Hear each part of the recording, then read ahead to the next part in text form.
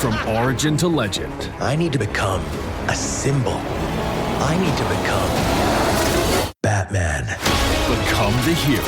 Someone's gotta step up! Build the legacy. Let's get to work. You want to get nuts? Let's get nuts. I'm allergic to nuts. Lego Batman, Legacy of the Dark Knight. This is my favorite part. Available May 22nd on PlayStation 5, Xbox Series XS, and PC. Rated E10 for ages 10 and up. LinkedIn is pretty amazing at helping you grow your small business. We cannot stop your new clients from emailing you at 3 a.m. We can help you sell, market, and hire in one place. We cannot help you be in 3 places at once. And while we can't help you organize your calendar, LinkedIn can help you land more clients so you have a calendar to organize. Grow your small business on LinkedIn. Learn more at linkedin.com/smallbusiness.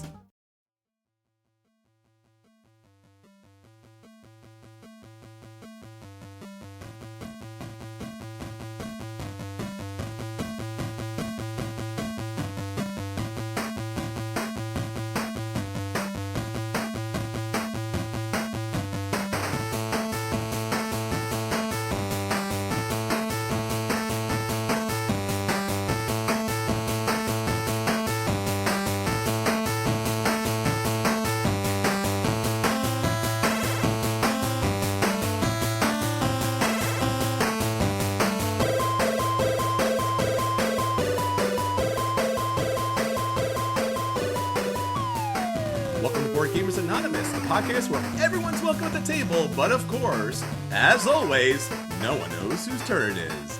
This is Chris. And this is Tim. And this is episode 577, our friends' favorite games. Tim! Well, Tim, this is an episode about you, our friend on the podcast, buddy. Welcome. Thank you. It's been a long-standing dream of mine to come on the podcast. I've listened to you guys for more than a decade, and I really appreciate what you guys have done over that time. Obviously, my seat is usually Anthony's historically, and I'll chime in with Game Master Dave and yourself, thanking Anthony for all his many years here and everything he did. It really did matter, and I appreciate him. Thank you. We appreciate it. I know Anthony does as well. And we're really glad to have you here this week, Tim. Obviously, you and I have known each other for so many years now at this point, and we've had conversations online. And as the podcast is changing and growing and doing some more dynamic things, we sent the call out, and we wanted to bring more people from the table to the podcast. And Tim was one of many people who reached out. And again, thank you for everyone who's been reaching out and their thoughts and their ideas and their hot takes. We'll talk more about that stuff as time goes on in the future. But certainly we wanted to have one of our best friends of the podcast, someone who's been in gaming for many years in a lot of different aspects of tabletop gaming. And again, Tim, we're so glad to have you here this week talking about tabletop games. Thanks. I mean, definitely a topic I enjoy talking about, and my friends around here get sick of it, so maybe it's good that I reach out to some that are actually interested in hearing what I have to say. And your friends will appreciate it then longer. They'll be like, Tim, you see, so much easier to talk to now. What's been going on? You'll be like, all right. Found my outlet. That's right. You found your outlet where you can talk about this stuff all the time. So now we're glad to have you here on the podcast, Tim. And we're glad to have everyone join us here this week. And of course, we're talking about tabletop gaming.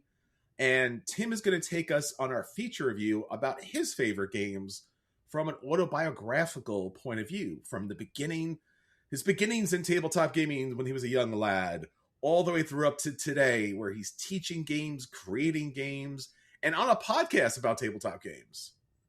Yeah, who knew where it would go when we first started, right? It's too late now, Tim. You're here. It's the pinnacle of tabletop games. At least that's what I tell my family. They don't know, but that's at least what I tell my family. They're fine with it. It's fine. I should say I was promised wondrous powers if I appeared on this podcast. That's, yes. I believe what your email said. Yes, it is wondrous powers. I can't say in what form or in what time and place that will take place, but at some point in time and place, they will happen. So you have to read this fine text on the bottom, Tim. But it will happen at some point, somewhere, somehow, someplace. It's the power of tabletop gaming, Tim. Just saying. Great. That's the thing, yeah. Although you might have to put in 10 plus years. I'm just saying, Tim. Just saying now. That's It's also one of the monkey paw genie wishes things that people don't tell you either. Only 575 episodes for me to get my powers. Got it. Well done. Challenge accepted, Tim. All right, with that said, let's get into the episode. So, Tim, obviously, there's so much that's going on in tabletop gaming. The summer's coming. The seasons are coming for the conventions to pop up. But there's been a couple of little updates about some tabletop game companies and what they've been doing, their challenges, their tribulations, obviously in the kind of against the backdrop of the larger financial situations that we're all dealing with here. But a little game called Osprey Games, Tim. Something happened on their end. Yeah, I was watching a bit of the news and board game channels on some of the social media. Yeah. And a story popped up that Osprey Games was, I guess, a subsidiary of a larger publishing company. That larger publishing company has decided to sell off the games and cards portion of the business to focus on other things. But Osprey Games has put out some titles that I think people would be aware of. Some of the more popular ones would be the Imperium deck building games, definitely the heavier side of the deck building genre. Sure. But classics and those titles have been ones that I've enjoyed along the way. Haven't played a lot of them, but they were definitely well made. Sure. And then there was a trilogy of Euros that Anthony seemed to enjoy. Merv, Sancore, and IR Children of the Sun. So also sort of in the heavy Euro market, some titles that people would know. Fabio Lupiano, his kind of trilogy of very bright, colorful games like Merv. Yeah. Some reprints. They did a Martin Wallace London 2nd edition. They did some lighter games like Cryptid. So, and then Undaunted, which was a more war type game that I never really got to try. But, good game. Got to play it. Good. Certainly some titles that I think people would know, and it's a shame to see another company kind of, I think for financial reasons, there was some indication they may try to sell off the game division, so maybe those titles will be picked up. Sure. And I hope continue to be made. So, Tim, are we starting to fund to purchase more games to kind of build out Board Gamers Anonymous, the company now, the publishing company? Well, that would be interesting. If you're got some design aspirations and you got some connections, let's see what we can do. Let's go, people. Let's go. On a brighter side, we kind of reported this several months ago. I don't remember how far back we were talking, but I think it was April 2025. One of the companies that we really enjoy working with was Greater Than Games. You probably know them best from Sentinels of the Multiverse, Spirit Island, and they have a lot of games that kind of go around that, plus a bunch of little, short, kind of quick filler games. They had gone quasi out of business. They were purchased by Flat River Group. At least some of their products and some of their staff were held on. The rest of the whole company was kind of let go. And recently, the originators, the founders of Greater Than Games, seemed to have worked out a deal along with some additional digital tabletop people to repurchase the company and bring back Sentinels of the Multiverse, Spirit Island, and several other games under their former umbrella. So it seems that we will see Greater Than Games owned by somebody else, but they will be back with some of their original people. That's great. I wonder if Spirit Island will get more content. It seems to have already a fair amount, but you can never have too much, maybe? I'm not sure. Yeah, I think it has too much. I keep buying it. I'm just like, yeah, I'll get to this. 20 different spirits and stuff like that. So I did not go down the Sentinels a hole, so that saved me a few dollars. I went partially down the Sentinels hole, probably about a third to 2/3 of the way through.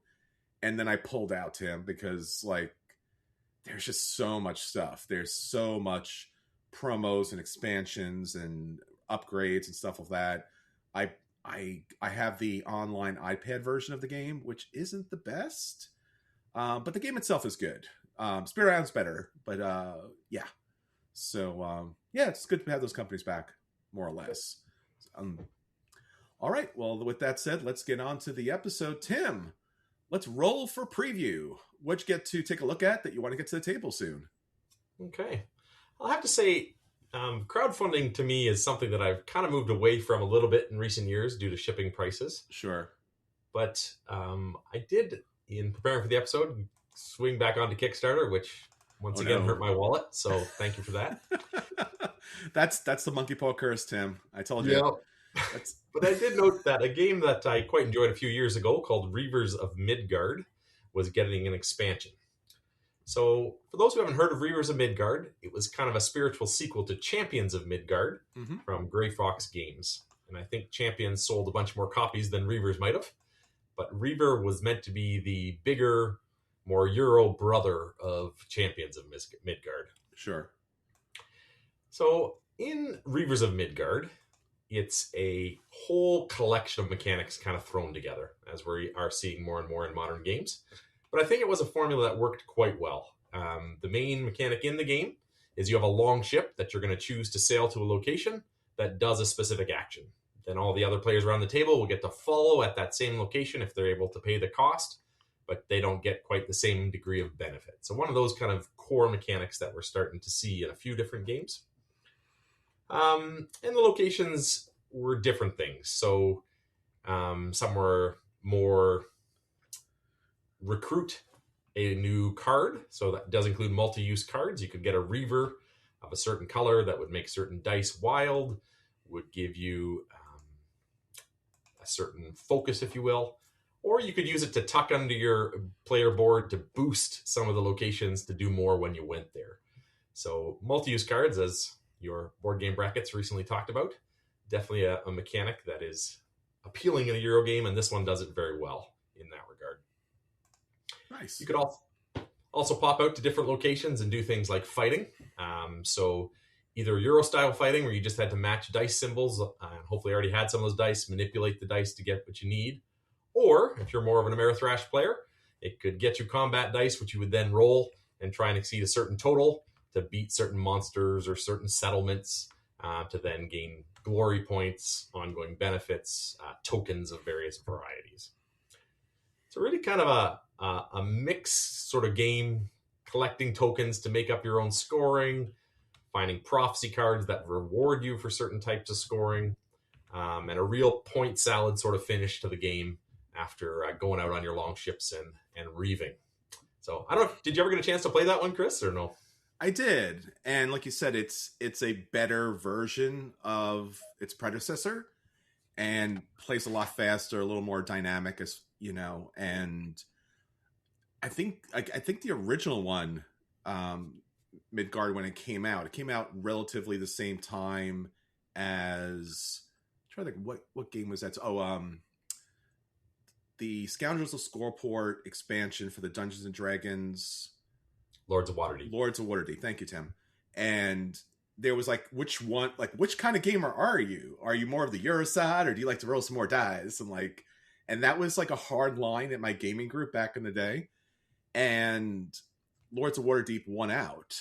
But I think over time, because Grey Fox Games has constantly continues to put money in expansions and made kind of a whole world about that, it's definitely has overshadowed Lords of Waterdeep just generally. So I've really enjoyed it. I remember when they kind of reprinted it, like the full super fancy kind of version, and I was very saddened that it was super crazy expensive for what it was.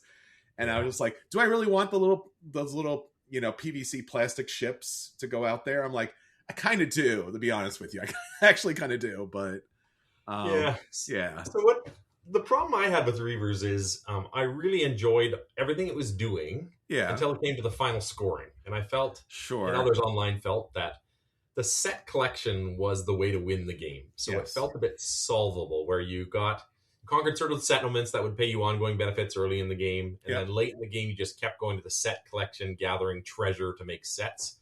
Mm-hmm. And then it just kind of, despite all that was going on, boiled down to a set collection game. So I think when they came up with this expansion, that was a big piece of feedback that I think they really paid attention to. Sure. And so they've been planning an expansion for quite some time. I can't remember exactly what year this came out, but I want to say it's at least 5 years since Reavers of Midgard hit the market. So it's quite a long delay for an expansion to come out. Yeah. And I think it's just some of that challenge with, as you said, with the Kickstarter shipping and the product development, because there's just like a crazy amount of, upscale production with the dice and all the tokens and things of that nature. Because from what I could read as far as this expansion is concerned, there's not enough to, radically change the game. So why is it? Yeah. I am hopeful. As I say, I did back it. Let me sort of run through what's kind of in the expansion, because I think based on that feedback, they're trying to do a few things. So the first thing it does is it adds more cards into the set collection deck that are worth less than what's in the base game. So it kind of waters down that set collection, makes it harder to get the valuable sets while still keeping that in the game. To solve the puzzle of it's always better to go here first, then here, then they've added 2 figures that randomly move around the board, a maelstrom, which costs you extra to go to that location, or a prophet, which will give you a additional prophecy card and help with endgame scoring if you go to his location. And then they've given boosts to some of the other scoring mechanics. So there's tokens in the game called Norn tokens that you can place onto your prophecy card to double their value. Mm-hmm. So rather than watering down that deck, actually just making it more powerful, but kind of at your discretion. So as you're building your own endgame scoring, you can really push hard into a particular way of scoring, which I think will help to counterbalance that set collection dominance. So you're hoping and believing that this is that type of expansion to correct the base game. Yeah, I think it's got more of the same. So you get more settlements, more treasure cards, more and such and such. But in doing so, I think they're trying to diversify and really boost the scoring of some of the areas that were a weaker strategy in the base game. Wonderful. That's really what we want to see. So I'm glad to hear that. Yeah. And then they threw in another dice type that helps you fight stronger too. So for those who really like the Amerithrash aspect of rolling a handful of dice, you can get some Valkyrie dice, which have like an exploding mechanism. If you roll a certain type, you get to keep rolling, as well as stronger sort of attack power for taking on those big baddies. So if you want to do more of a fighting strategy trying to win, that's also been boosted. So, and then because it's Kickstarter, they wanted to price it at a much higher price point. So for $20, you can get the basic cardboard retail edition of the expansion, but for $40, you can get all your resource tokens made into wood. You can get game tray storage solution for the base game and the expansion. So I think for $40, if you already own the base game, you actually get a fair amount of stuff, was what I told myself as I pressed the back. Tim. I should have warned you. I should have warned you about the podcast. That's going to do that to you. Just like, I'm not looking at anything. Oh, I have a podcast to do. Oh, no, I'm looking at stuff. Oh, no, I'm buying stuff now. Yeah, you and Anthony have both cost me money and saved me money over time from encouraging certain purchases and discouraging others. So to all our listeners, I'm sorry. There you go. I am going to encourage you to back this one if you have a base game. Excellent. Well, I'm going to encourage people to back this one when it's finally up. It's not currently up, but on GameFound is The Lord of the Rings Ascension. And this is a throwback, Tim. I can't remember how many years this is a throwback, but Ascension has been around for a very long time. I'm thinking off the top of my head, maybe 15 years around that time period. And if you haven't played Ascension came out right around the same time that Dominion came out. And it was one of the first major deck builders out there. And while Dominion was a very dry Euro-looking kind of deck building game, Ascension really kind of embodied that fantasy theme with monsters and heroes and spirits and this kind of really fantasy watercolored kind of artwork. And it was very unique. It just looked very different than anything else that was out there in tabletop gaming. And the gameplay itself was a lot more, I wouldn't say it was simple, but it was a little more streamlined. So basically, you and your competitors had a market of cards, and on your turn, you would play, just like any other deck builder, the 5 cards from your hand, and there's 2 resources. One is money, and one is attack. And on the board is other cards which you could purchase for your hand, or monsters you could attack for also resources, and the monsters would get discarded. And basically, that's pretty much how the game went. You know, you built up your deck, you purchased more high valuable point cards, you destroyed more powerful monsters, And then there was like extra stuff that you could purchase or hit at the same time. And that's pretty much it. And Ascension's had a ton of expansions throughout time. I think, major reprints, of course. And now they're coming out with The Lord of the Rings Ascension, which it's currently being promoted on GameFound. It's not out yet, so you can't back it as of yet, Tim. You got to wait, Tim. You got to wait. Is this going to be a 2 years from now? GameFound will just keep updating, or do we have more of a release date? Do you know? Oh my goodness gracious, Tim! That just drives me crazy when GameFound just keeps sending you stuff like 12 years in advance, and you're just like, no, stop. And then eventually, when the game comes up, you don't even look at it because they sent you so many early promos on this yet. So it's a 1 to 4 player game, and it's supposedly coming out this summer, 2026. Awesome. So if you like Lord of the Rings, this seems to be a little bit cleaner than the original Ascension, but it seems to be almost very much the core from the look of the cards that's, on the preview page. It looks to be like just very much the core of Ascension. So either you like Ascension or you like Lord of the Rings, this is something for you. Or if you like to get involved in a more simple, straightforward kind of deck builder, this also could be for you as well. I do like me some Lord of the Rings, I gotta be honest. So. Yeah. And they're introducing, according to them, 3 new Ascension sets. So there'll be the Fellowship of the Ring, the Two Towers, and the Return of the King. I will say I generally like the artwork here, but again, it's very different. So your mileage may vary as far as it's concerned, because it is not movie looking, and it's not traditional, Lord of the Rings kind of stuff. It's their own art style. So yeah, I agree. It kind of reminds me of some of the Ascension art style from the past. It's just a little bit different. I have to be honest, I kind of played Ascension, but artwork was actually a bit of a turnoff for me. I went straight to Thunderstone, which had the more classic sort of traditional fantasy artwork. It's true. And you could also get Ascension for your phone. I think the app, at least the OS one, I think the base game is free. So if you want to play something very quick, you could do that. Although it's kind of hard to see on a phone, you might need an iPad for it. But, fair enough. Yeah. I do have to say, anything Lord of the Rings catches my attention. Even like Magic the Gathering, which my 20-year-old son loves to play. It's the Lord of the Rings decks that suck me in if we're going to sit down and do some Magic the Gathering. So gotcha.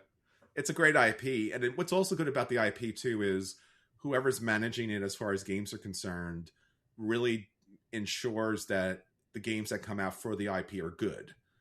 I've yet to play a bad Lord of the Rings game. They're all very different. There's a lot of them out there, but none of them I've found as bad. Whereas like your Star Wars, your Star Trek, and your several other things out there like Game of Thrones, like I've played very bad versions of those games. There is another Lord of the Rings game coming this year. One of the other podcasts I listen to is Board Games Insider with Stephen Bonacore. Oh, sure. And he's teamed up with Jeff Engelstein to design a Lord of the Rings game. So I'm really quite curious to see how that comes out. Yeah, it's going to be, I think it's a roll and write. Am I correct on that, Tim? I think it definitely involves dice. The way he describes it, I think it's more dice manipulation, but I haven't really seen too much yet in terms of mechanics. All right. Well, we'll be talking about that pretty soon as well. All right. Well, that's everything for our roll for preview. Now I'll roll for review. All right, Tim, did you get a chance to play anything these past weeks? Yeah, I think the game I might talk about today is one that I've really enjoyed over the last couple of years called Planet Unknown. And Chris and I were chatting a little bit before the podcast started, and definitely this is a polyomino game. So, Chris, you ready? I'm ready, Tim. You do want to come back, right, Tim? So, Planet Unknown, for me, is a game that works because it's up to 6 players and it plays simultaneously, which is always a big selling point for me in higher player count games. This one definitely scratches that Euro itch and gives you various ways to win. So let me go through a little bit of that. So in Planet Unknown, you're going to play the space corporation of your choice. There are basic corporation that everyone can play the same and can play on the same planet. But each planet's also double-sided. So if you want to do asymmetric play, you can change your planet, which will give you further restrictions and make the game harder. Or you can play a different corporation, which will give you a different tech tree to climb. So they really put a lot of work into both the symmetric and the asymmetric forms of play. The selling point for the game, or things that people seem to know about it, is this Lazy Susan kind of spinning device that sits in the middle of the table between all the players. And each player has their little arrow that points at a well within that. I think there's 6 or 7 wells with 2 tiles per row. Whoever's in charge of that round is going to pick their row, and by spinning that device will determine where everybody else's arrows are pointing as well and what tiles they're going to get to pick from. So it is interactive in the sense of my decision will impact what's available to you to place onto your planet. But there's no real take that or that kind of element to the game, which I appreciate. It's really more of a multiplayer solitaire, but there are that aspect in the middle, and there's joint goals sitting between each pair of players. So I have between me and the player to my left, I'll have an objective, and between me and the player to my right, I'll have an objective, and whoever does that better will score points for that card. So a little bit of interaction built in. It's good. On your turn, you take the tile that you select, and it will be in 2 colors.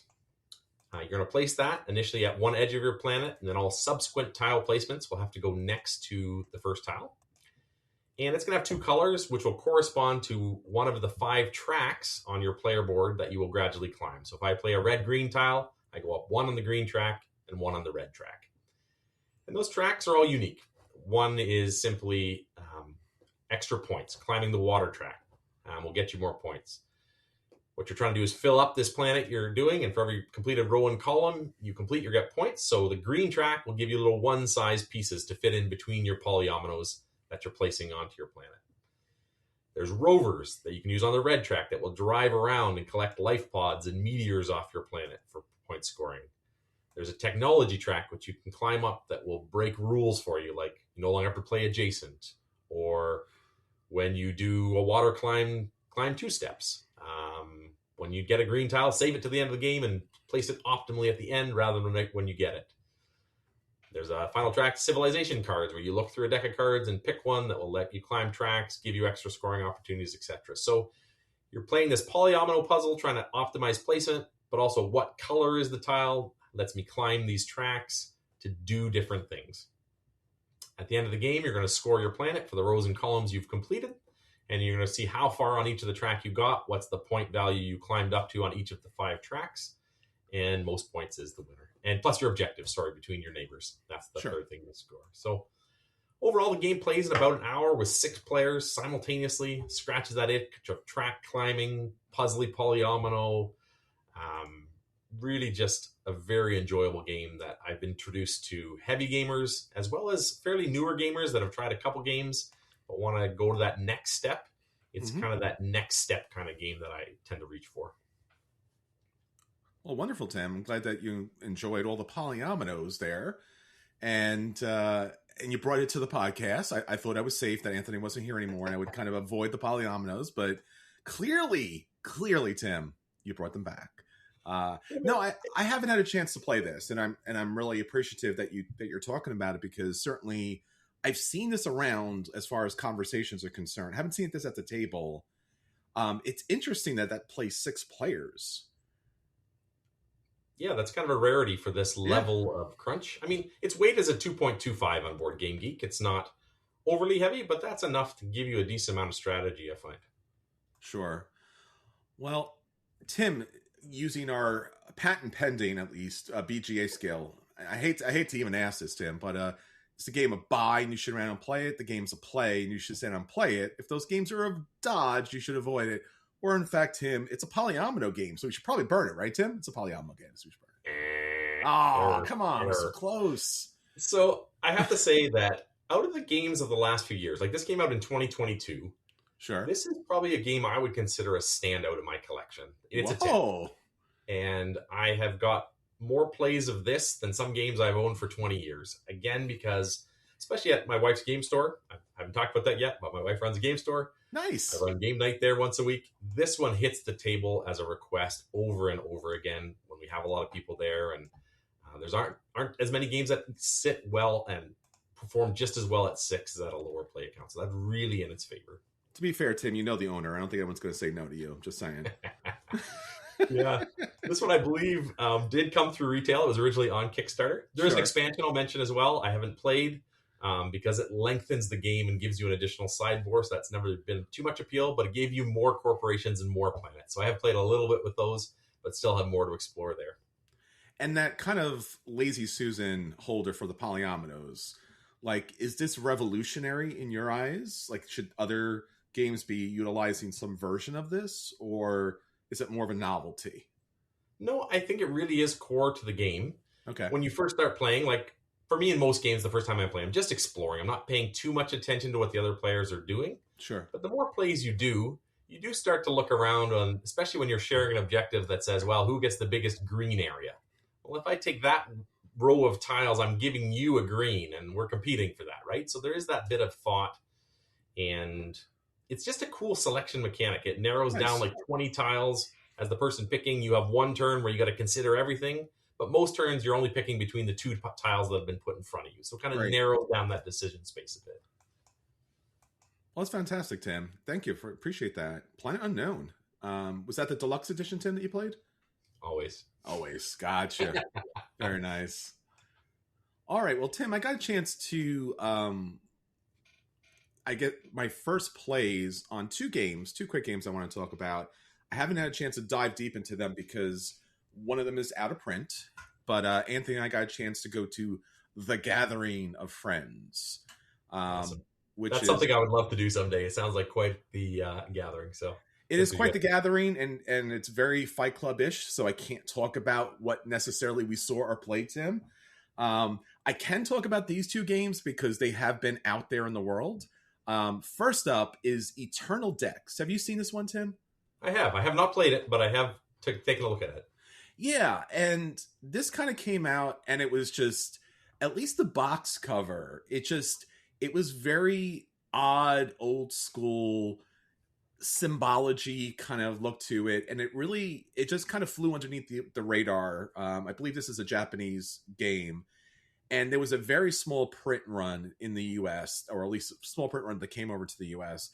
I think Europe, the copy I played was French, and I think currently there is a new reprint that's going to come out in English to the US so that other people get a chance to play this.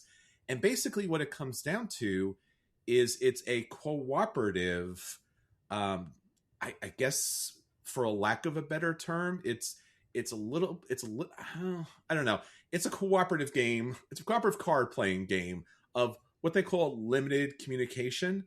So, and basically what you're going to be able to do on this game is it has this little black sheet, this little fabric that you put on the table. It's not a board. It's not a neoprene mat. It's just this little kind of, I don't know, blanket doily kind of thing on the table. And was it that kind a good or a bad thing, Chris? Because that to me is a bit of a turnoff, if I'm honest. Yeah, it was a weird thing to put on the table because again, it's a small box game with cards and a couple of tokens, and then it had this really weird bunched up piece of fabric that we had borrowed from their game library to play at the table.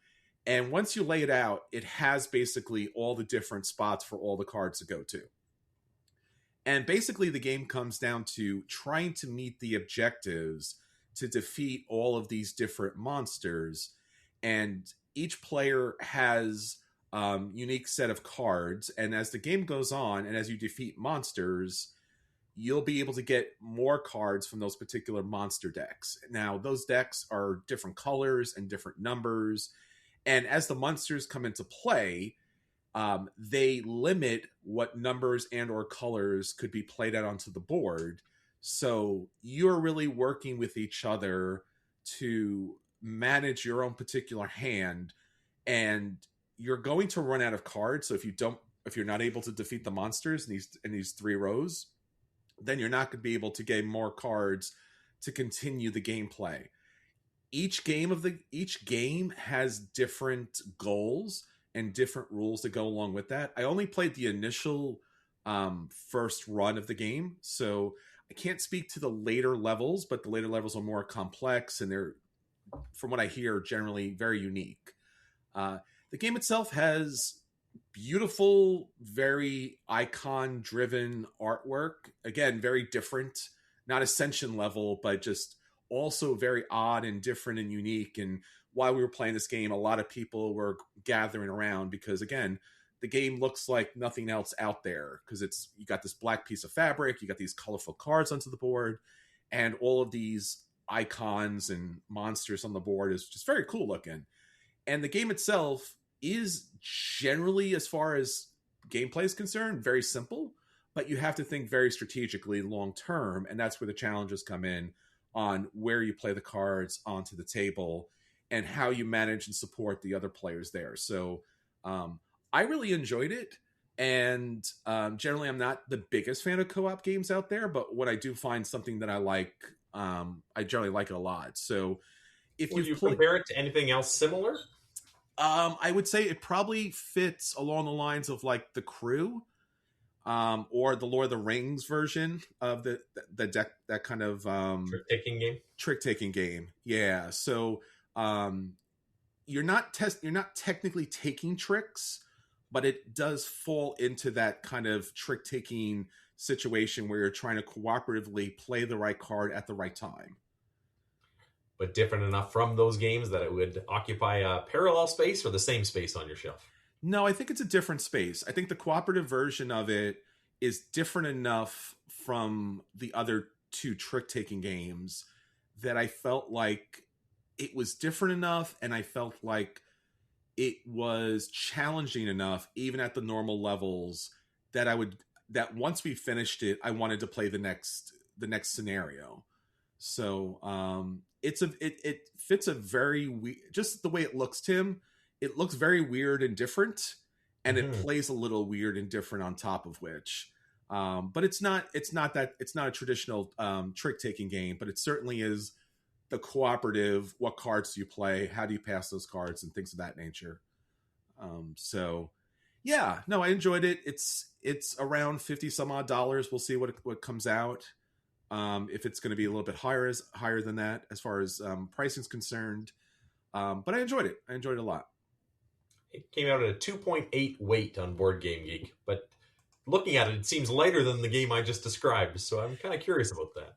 Yeah, like I said, if you ever play those co-op games like the Fox and the Forest Duet, where you have to play certain cards at certain time, and obviously the more players you have playing the game, the more things you have to take into consideration as far as like what cards does that particular player have still left in their hand. So and the tracks of cards that you play are like, you can go from 0 to 9, and then there's another track that goes 9 to 0. So you have to play the cards in a particular row.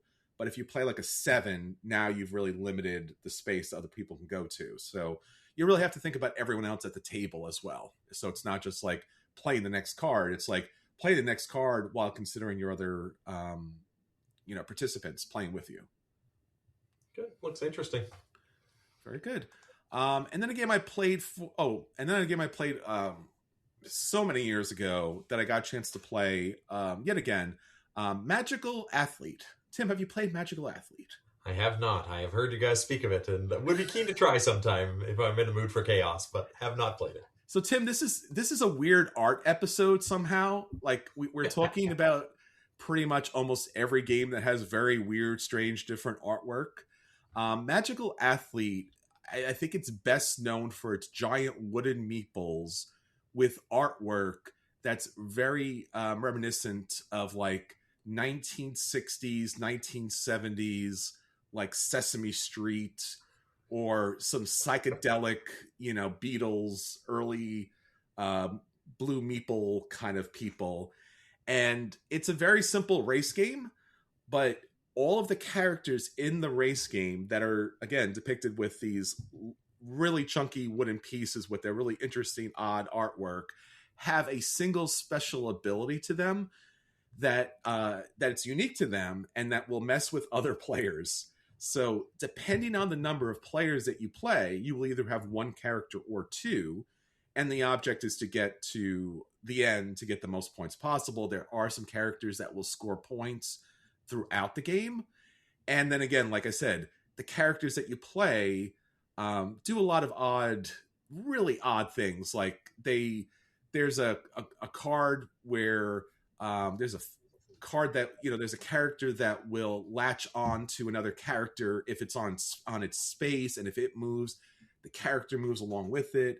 There's a big baby card. It has this giant meeple, and you can't pass the big baby, so you can't land on the big baby square. So it's very kooky. It's very odd. It's very silly. It's got all that silly wackiness. Like if you look at the game pictures itself, like this multicolor, kid-friendly looking kind of game, it's just an oddball of a game. I played it so many years ago. Again, probably about 15 years ago, and then it went out of print forever. And somehow it came back out, and it's fun. It's like I said, it's just an oddball, weird, silly, dumb, funny game that plays very quickly. And even after all these years later, I still enjoyed playing it. I do recommend playing with a full player count. It's a lot more fun when other people are playing and they have their own, like special abilities and challenge. But basically, beyond that, it's a roll and move game, Tim. So you roll and move, you do your special ability, you roll and move. That's pretty much it. I haven't played too many roll and move games recently, but it says age 6 and up. I got a group of 6 people that would probably do some wild and crazy. My 9-year-old son, I could see loving this. So yeah, it's great for kids, but it's also good for like end of the night game night, Tim, after playing all those kind of heavy Euro games. And people are like, that's stupid. And you're like, yeah, it is. Let's play it. What's the playtime on it? Is it pretty quick? It's pretty quick. Yeah, I would say, I guess depending on the number of rounds, I mean, it plays probably in about 15, 20 minutes. Awesome. Yeah, it's really quick and fun and silly. So again, it's one of those kind of funny, silly games that you play with family, you play with adults. For me, it's definitely a play. It's not something you have to own, Tim, but if you did want to own it because you had the right group for it, then it's definitely something you could just throw in your bag and go. I hear people talk about this sometimes in terms of convention experiences, and I could see this being a game that's easy to learn late night. You're looking just to sit around the table, have some laughs. I can really fill that sort of niche. Yeah, like if you're at a game night, you don't know people, or you want to get people to come over and play, it's just like roll a die, you move that number of spaces, and your card tells you what your special ability is. So it's a good introduction game to people at the table. Good. All right, everyone. Richard Garfield actually gets design credits on that one. Yeah, the man, he's everywhere. He does everything, Tim. He's crazy. All right, everyone. So with that said, let's get on to our feature review. Our feature review, of course, is the voice of the gamers. And this week, the gamer's Tim. Tim, you're the gamer with the voice. Yeah, so I don't know if people want to hear about my life, but I think there's some things there that may be of interest to people and things that people can identify with, and maybe some things that are a little more unique experiences that I've had. So I hope the meander through my life is somewhat interesting. Well, they're your favorite games, Tim, so let's go through them. Okay, well, I got into gaming as pretty early in life. I was lucky enough to grow up in a family that liked playing board games, especially card games, if I'm honest, when I'm a kid. So we did a lot of things like hearts and cribbage and rummy, Romoli, golf. And I really value those memories as a kid, sitting around the table with my parents, my siblings, my grandparents. That's a really thing that I treasure. And when I think of my grandparents, it's big smiles on their faces, betting with macaroni noodles as we're playing these games. Or occasionally pennies if we were feeling rich. But yeah, it's hard to beat that experience. And on a Sunday when my parents weren't working and we were off school, I think it's pretty hard to beat. And I've really tried to create that experience for my own kids. So childhood, definitely some of the more positive memories I have. But as I became an older child, apparently we stopped liking friendly games and we got more into Monopoly and Risk, especially me.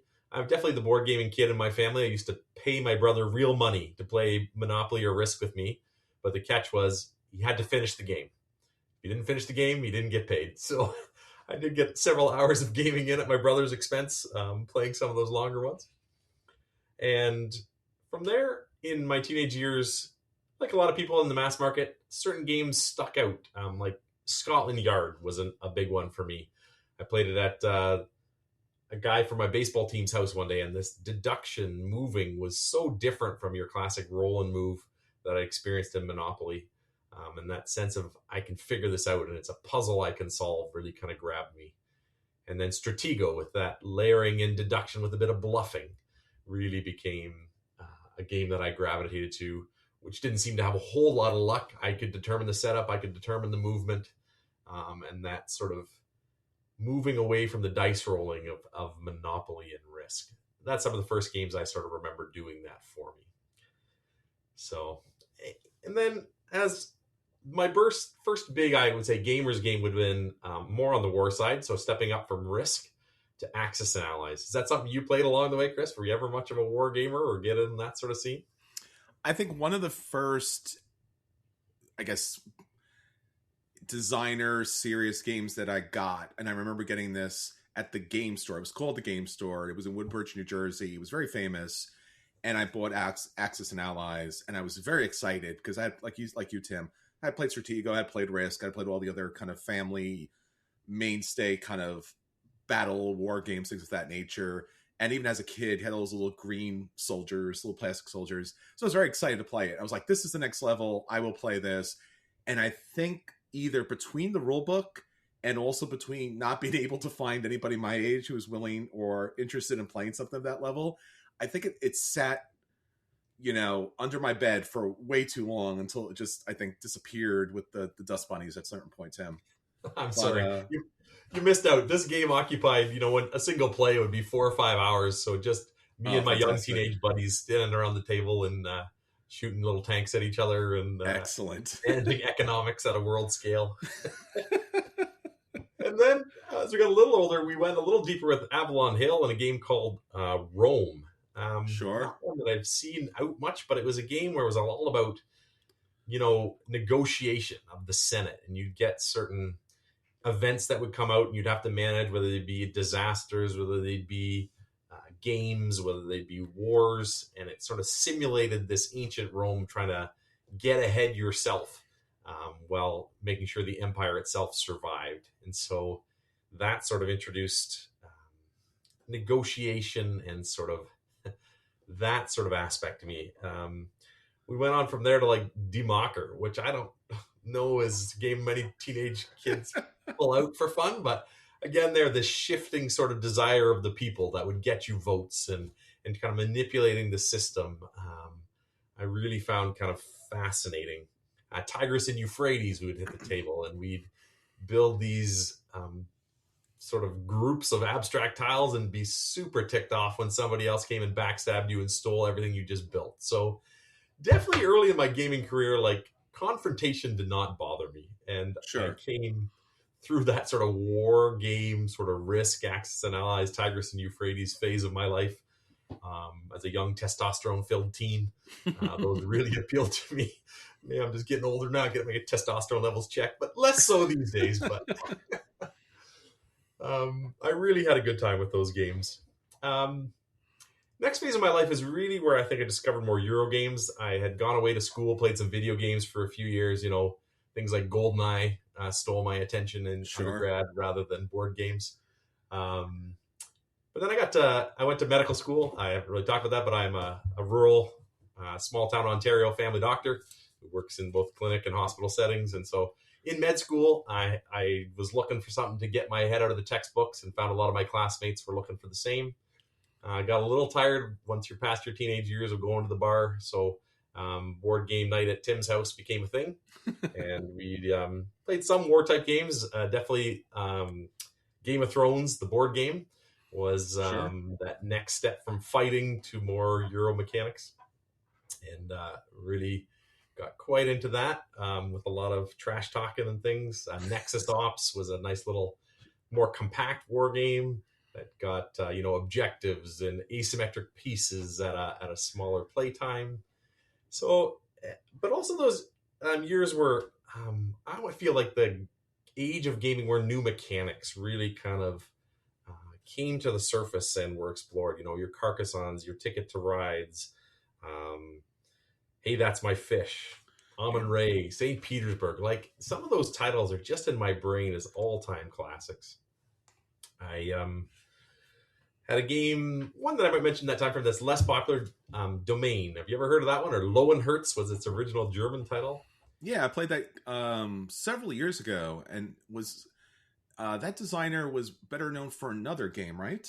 Yeah, Klaus Tauber. So yes, Yeah, he's done a few things in our hobby, to say the least. That was probably Yeah. his lesser known of games, but also still a very good game. Yeah. So in domains, you'd build like these little walls, and you'd have Mhm. knights that would determine the strength of your kingdom that you enclosed, and you'd play cards that would let you carve out pieces of your neighbor's kingdom if they didn't have as strong a knights as you did. Um, but there's a bit of like money management, card management going on. I really love that game. Amon Ray, Mm-hmm. Raw. Yeah. So, and then my wife started to get a bit into gaming, so she would play things two-player like Lost Cities, Sure. which I still think is Great. an excellent two-player game. Jumbo was a little like market stall game set in Africa where you'd collect things that give you special powers. A little bit of Take That and That, which my wife didn't particularly appreciate, but Traders of Genoa, which was the first one to introduce the Istanbul mechanic, where you had a tower of things that you'd put and walk your way across the map. So a lot of the game mechanics that we enjoy today, I think, really came to a golden age in the early 2000s. Sure. So from there, I started to have kids. So I have 4 kids. My oldest is 20. So definitely having kids and other priorities in life, setting up work, moving from the town I grew up in for 2 hours out into the middle of nowhere, rural Ontario. Got a little bit away from gaming, but once I got to where I am now, became a way to meet new people. So through church circles, through work circles, started to have people over, and gradually built up a reputation for holding Saturday night game groups with, started with 3 or 4, eventually got up to 10 or 12, where we just come over to my house, we break into different games and try different things. It's where I first learned that not everybody wants to learn a new game every week. So, Who are these people? Why? yeah. So I had to pick and choose a bit there. And then my wife, when we moved up, she's an engineer by training, decided that she didn't really want to be an engineer. We had our second child, my daughter, once we moved to the small town, and my wife said, well, I need something to do. I'm tired of being at home. What does our town need that it doesn't have? A board game store. Yeah, buddy. So, when you're 2 hours from a major urban center with no students, post-secondary student population, opening Sure. a board game store, everybody looked at us and we were completely nuts. Sure. Then we heard things like, this business will never last more than 2 months. And we got a spot down on the main drag. It was kind of small. We tried to have some play space at the back. Got into a bit of board games, bit of Magic the Gathering, and sort of crossed our fingers, hired some friends to come work in the store. And gradually that built over the years and has really been a community. It's now 15, 16 years in business and Wow. Going strong. We made an expansion, got the bookstore next door and expanded our space. And it's really quite a unique thing in rural Ontario to have Sure. a game store and a community hangout. We see people from young childhood to seniors.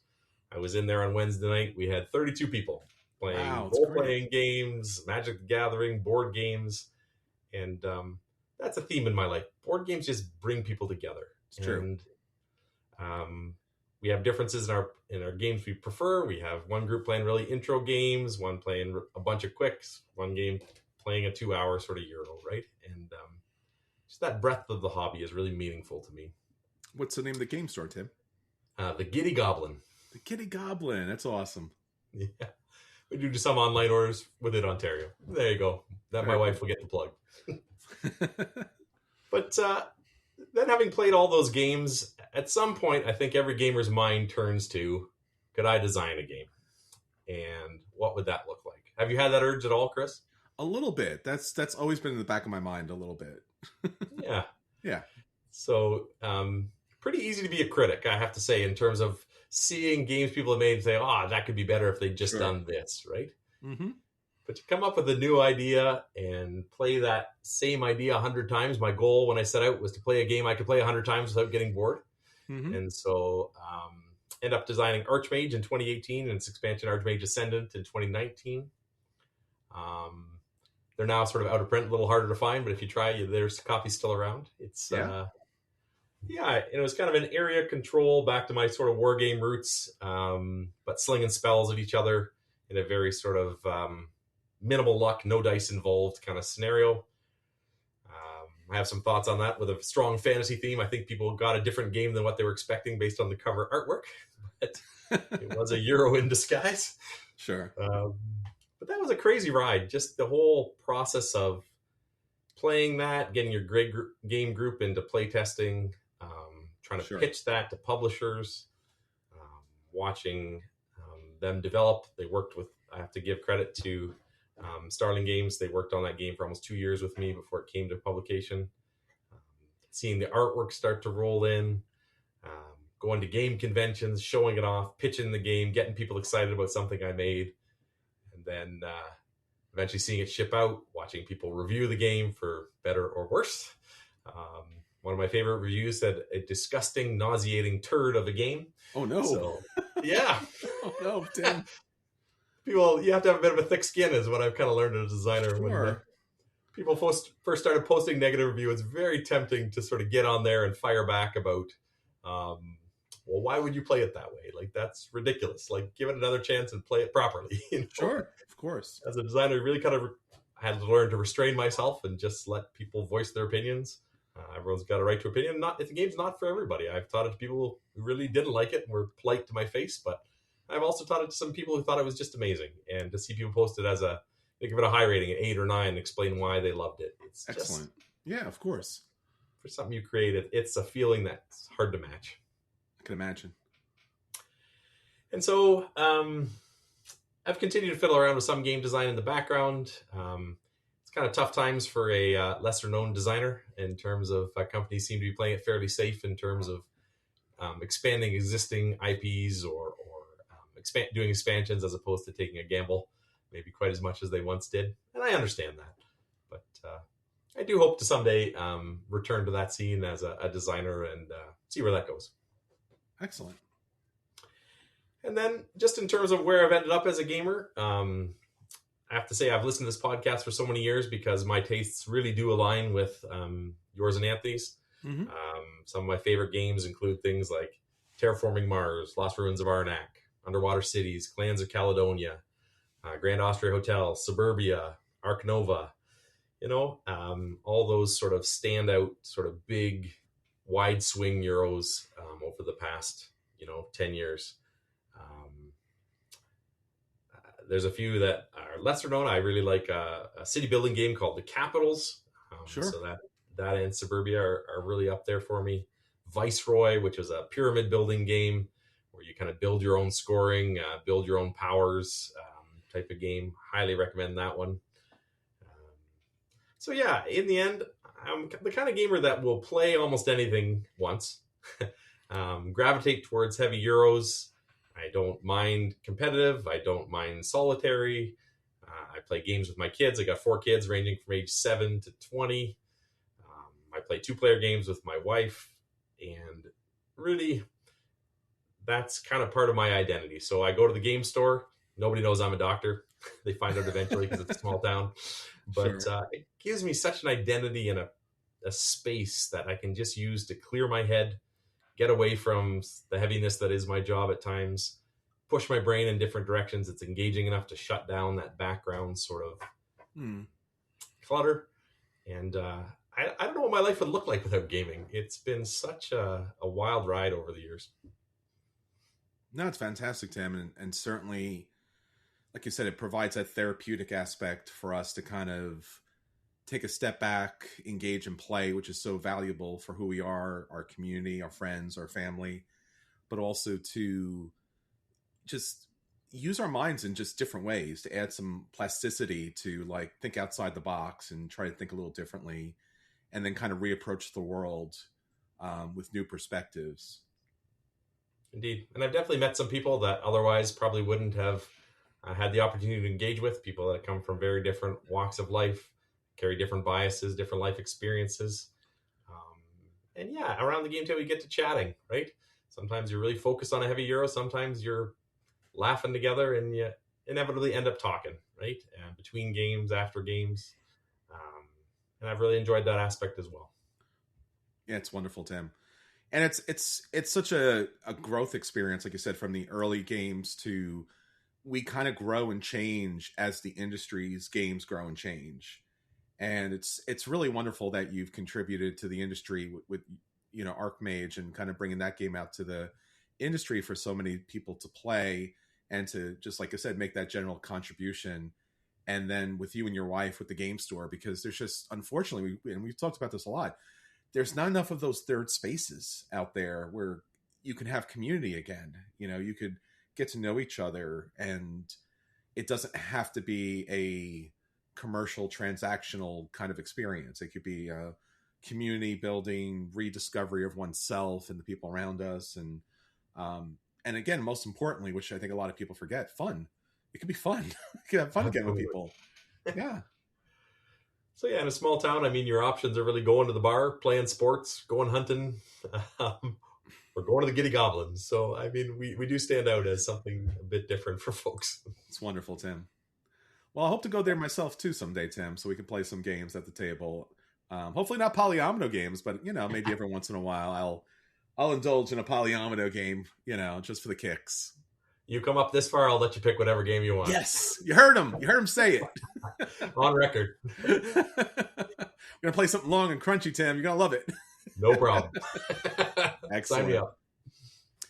Well, Tim, thank you so much for joining us here this week. We certainly hope to have you come back more and more, talk about the latest and greatest in tabletop gaming. But until next time, this is Chris. This is Tim. And we'll save you all a seat at the table. Take care, everybody. Have a good one.